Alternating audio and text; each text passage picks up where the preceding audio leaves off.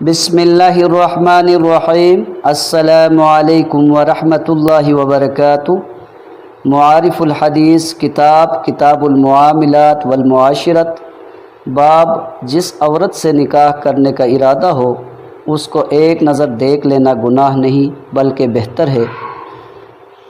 حضرت مغیرہ بن شعبہ رضی اللہ تعالیٰ عنہ سے روایت ہے کہ میں نے ایک خاتون کے لیے نکاح کا پیام دیا یا پیام دینے کا ارادہ کیا تو رسول اللہ صلی اللہ علیہ وسلم نے مجھ سے فرمایا کہ تم نے اس کو دیکھا ہے؟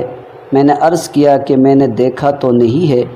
تو آپ صلی اللہ علیہ وسلم نے فرمایا ایک نظر دیکھ لو، یہ اس مقصد کے لیے زیادہ مفید ہوگا کہ تم دونوں میں الفت و محبت اور خوشگواری رہے۔ تشریح: رسول اللہ صلی اللہ علیہ وسلم کے ان ارشادات کا مقصد یہی ہے کہ نکاح و شادی کا مسئلہ بہت اہم ہے، سارے عمر کے لیے فیصلہ اور معاہدہ ہے۔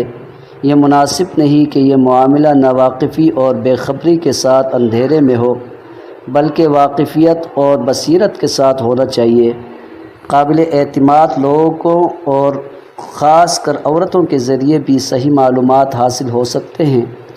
جو بھی ذریعہ اختیار کیا جائے اس کا بہرحال لحاظ رکھا جائے کہ عورت کو یا اس کے گھر والوں کو گرانی اور ناگواری نہ ہو، بلکہ اچھا ہے کہ ان کو خبر بھی نہ ہو۔